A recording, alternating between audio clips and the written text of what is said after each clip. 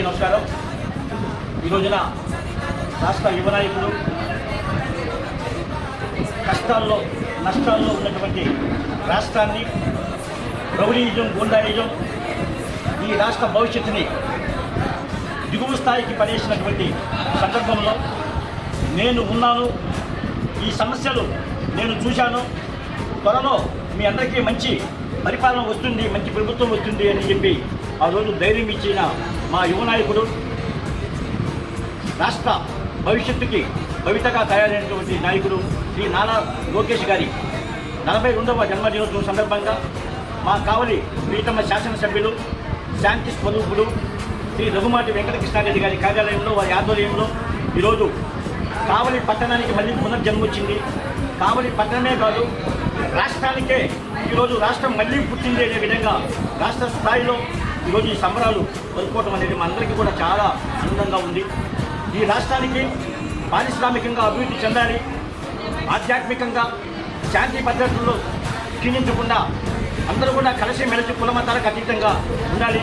29 రాష్ట్రాల్లో ఉన్నటువంటి ఈ కావలి ఈ ఆంధ్రప్రదేశ్ రాష్ట్రం 29 రాష్ట్రాల కన్నా అగ్రగామిగా ఉండాలని చెప్పి మంచి ఆలోచనతోటి ముందుకు వెళ్తూ ఉన్నారు. అదేవిధంగా ఆయన ఆశీస్సులతోటి కావలి మా ప్రీతమ శాసనసభ్యులు కావలి నియోజకవర్గాన్ని ఆ రోజు పోతులూరి వీరబ్రహ్మేంద్ర స్వామి చెప్పినట్టుగా కావలి కనకపట్నం చేయాలని మంచి లక్ష్యంతో వారు ముందుకు వెళ్తూ ఉన్నారు. వారికి కూడా నారా లోకేష్ గారి ఆధ్వర్యంలో మంచి ఆశీస్సులు ఇస్తూ నియోజకవర్గ అభివృద్ధికి వారందరూ కూడా అహర్నిశలు కృషి చేస్తూ ఉన్నారు.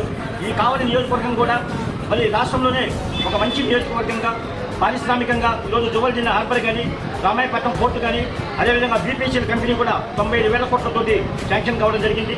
ఇంకా కావలిని మరి ఈ ముస్లిం నుంచి మరి బృందావనం కాలనీ దాకా 8 లైన్స్ కానీ అదేవిధంగా మరి మధురపాటి దాకా 6 లైన్స్ రోడ్డు కానీ కావల్లో మరి మందాటి చెరువు దగ్గర ట్యాంక్ బండ్గా తయారు చేసే విధంగా మరి కావలికి ఒక బైపాస్ కూడా తీసుకుని వచ్చారు.